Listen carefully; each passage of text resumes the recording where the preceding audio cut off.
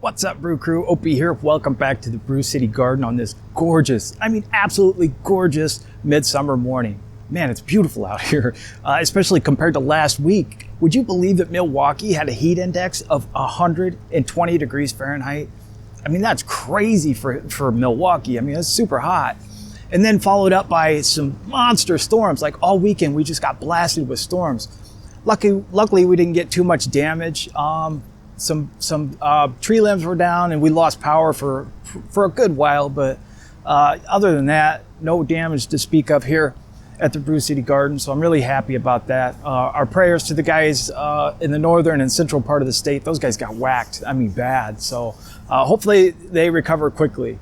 But anyway, it's time to get the garlic harvested, finally. I've been waiting for this since last fall. I went out and for the first time, I went to a vendor and got my garlic instead of going to a farmer's market to get it. I went to the vendor because I've been looking for music garlic, which is a hardneck variety, and I've been wanting to grow this stuff for years, but never could really afford to get the seed garlic that I needed. Well, I found an awesome vendor in Wisconsin that was able to ship me 2 pounds of music garlic for an awesome price. So I went ahead and planted it in the back garden where I put all my used straw bales.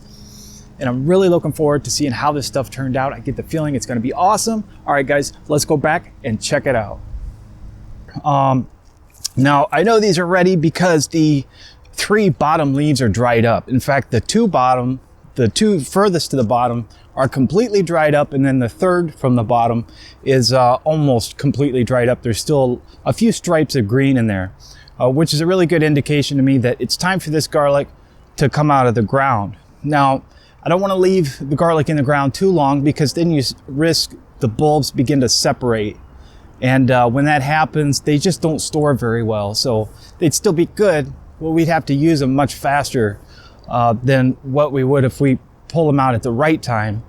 Now, pulling these out now, I can hang them up and have them cured, and they will actually last into next spring. And so we'll have garlic all fall. And of course, I will take the biggest bulbs, the biggest cloves, and replant these in here this fall for a harvest next year. So let's get these pulled out of here and see just what we get. So here's something I'm particularly interested in, and never mind the weeds. You know what's funny is I've got absolutely loads of this self-seeded tobacco. So my tobacco dropped seeds last year, and I've got literally probably at least 1,000 little tiny tobacco plants growing up in here. But they're shallow rooted, so they're really easy to pull. But that's besides the point. What I was really curious to see was if you go back and look at my planting video, you'll see where I just pulled the straw back to the bare ground and I set the cloves down without burying them. And then I just covered the cloves back up with straw. So essentially, I didn't bury them at all. I just mulched the garlic. So I'm just kind of curious to see how it develops. And I'll bring you in here real close to take a look and show you just what it looks like. So this would be what many consider as being the Ruth Stout method. If you're not familiar with Ruth Stout, she was a woman that really kind of coined the gardening technique where she doesn't bury anything, she just mulches everything. And just a really simple gardening style, but very effective as well.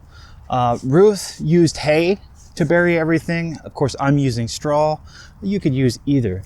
But as you can see, without even burying these cloves, we got some very nice bulb development just by mulching these in with straw. And you can see where this straw is just broken down into this just amazing fertile soil. This stuff looks incredible. It's so beautiful. Looks like we've got some very nice heads of garlic. They're not huge, but given the weather conditions, I'm very happy with this. It's going to be a very nice harvest overall. We'll have plenty of garlic to eat and plenty to plant this fall. And you know what? It's just awesome. I love it. I love it. I love it. Let's get this stuff out of the ground.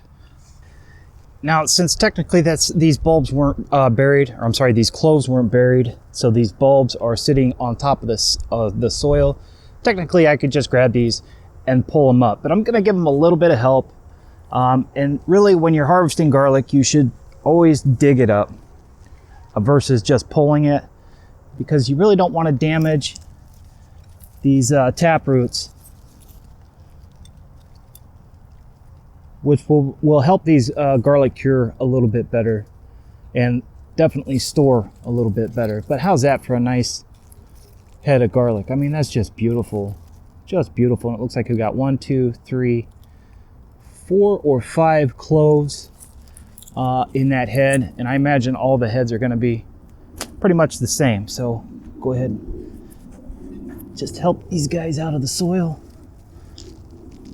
Shake off some of that dirt, and you can see where this garlic has its taproots have grown down into the clay. So there's still clay soil underneath all this straw, but as the years go by, it actually gets better and better as the earthworms and other insects come up and they feed on the organic material, and then they pull it back down into the ground, into the clay, and it just really enriches the clay soil as the years go on. So it's looking better and better every single year.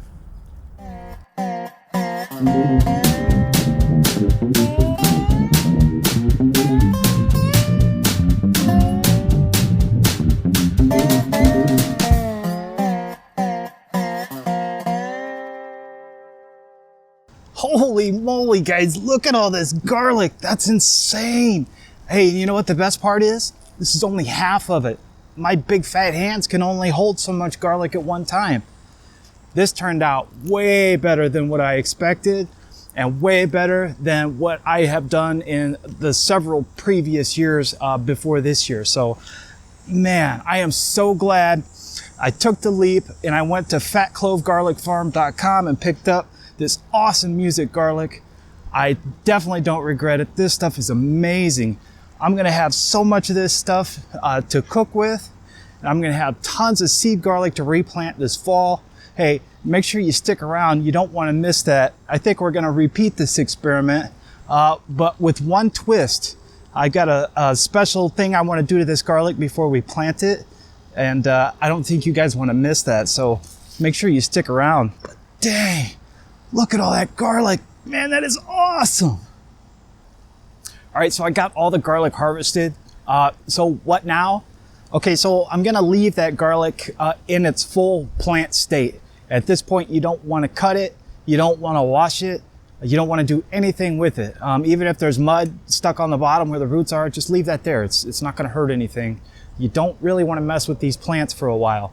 Now, what I'm gonna do is I'm gonna bunch them up into about 10 or 15 plants, 10 or 15 plant bunches, and then I'll tie those up and I'm gonna hang them in my garage, just so as the heat doesn't get too hot. I mean, if we're in the upper 90s or the hundreds, I'll bring that stuff in the house. But as long as we're somewhere between 75 and 85 degrees, that's gonna be perfect. I will hang those in the garage for about 2 weeks and let them cure. And what's gonna happen is the paper on the outside, those layers, they'll begin to dry up, and that will help preserve the garlic all the way through winter into even next spring and next early summer until we get our next garlic harvest. It's also going to help keep that seed garlic ready to plant this fall. So curing is something you definitely don't want to skip.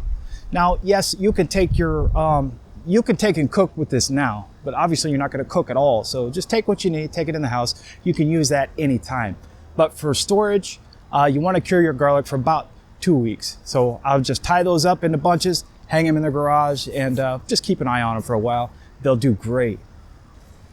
Oh man, I am super happy with this garlic. Oh, this stuff looks awesome. Oh, and it smells wonderful too. I just need to figure out what I'm gonna plant for in the place of these. Now I got all that open space in the garden. Hey, if you've got any suggestions, I'm in zone 5B. Leave your suggestions in the comment box below. I will probably take some of your guys' suggestions because I can't really make up my mind as to what to put in those in that area for the rest of the year. So, and I'm looking forward to planting that out here in the next week or so. So, man, look at that garlic. Oh, it's so cool. All right, guys. Hey, thanks again for joining me here today in the Brew City Garden. And make sure you guys have an awesome day.